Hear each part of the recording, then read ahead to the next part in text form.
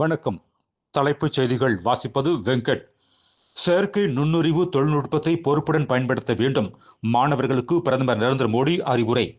திருமலை திருப்பதி தேவஸ்தானத்தின் புதிய நிர்வாக அதிகாரியாக எம் ரவிச்சந்திரா பதவியேற்றார்.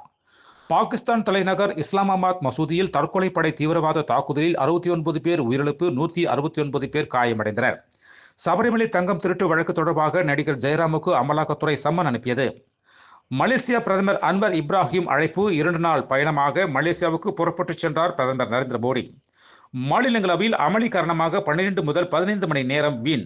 பட்ஜெட் கூட்டத்தொடர் தொடங்கியதிலிருந்து இதுவரை ரூபாய் 57 கோடி இழப்பு.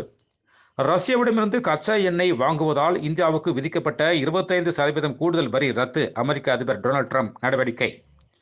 நடப்பு U19 உலகக்கோப்பை கிரிக்கெட் தொடரில் சாம்பியன் பட்டம் வென்ற இந்திய அணிக்கு ரூபாய் 7.5 கோடி ரொக்க பரிசு வழங்கப்படும் என இந்திய கிரிக்கெட் கட்டுப்பாட்டு வாரியம் அறிவித்துள்ளது.